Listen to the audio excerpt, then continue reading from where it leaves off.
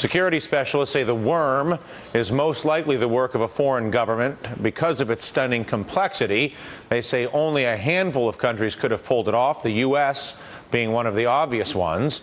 We're joined now by E.J. Hilbert, a former FBI special agent and current president of the firm Online Intelligence. E.J., what precisely is this capability?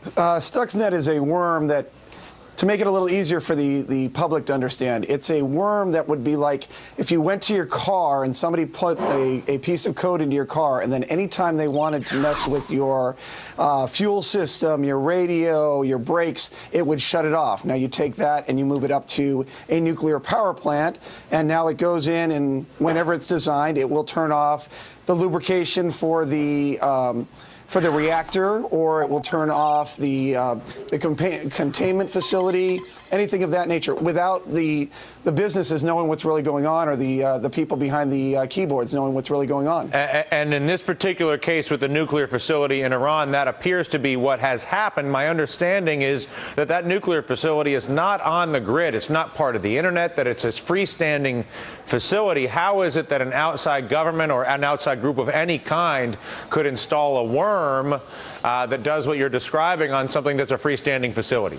Well, that's the key here, is the vector of the attack. Any worm that goes out there for any purpose, be it to steal your financial data or be it to shut down a system of this nature, you got to get it onto the computer. You got to get it in there.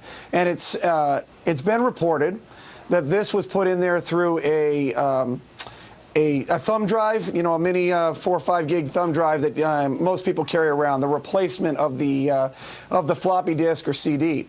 And my bet is that it's a manipulation, what's called social engineering. We call sometimes when we want to get somebody to install something on their computer and we don't have physical access to that computer, what we will do is we will leave treats around, lures, decoys for them around, like a free thumb drive somewhere or a free CD somewhere.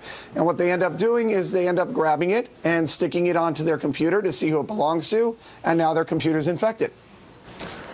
Is it possible that one could duplicate what appears to have been achieved with the Iranian nuclear facility, for instance, on every nuclear facility on Earth? If a bad guy got a hold of this technology, could you put a worm a la a James Bond movie, so to speak, on every nuke on the Earth and then blow them all at the same time?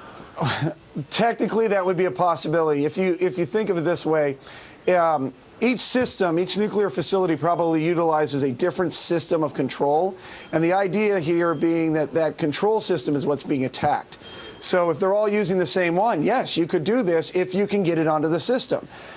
If I was doing this, if I was the bad guy running this, what I would end up doing is giving out these free pieces of equipment, be it CDs or things at conferences where I knew these guys were going to show up, or providing them in different locations, and then hoping, quite simply, that they would stick them in their computer and install them. And then maybe, based off when they were installed, based off of what's set up, they could all attack at the same time, yeah. Yeah, I got to wrap this up, but you think this is, whose work do you think the Iran attack was?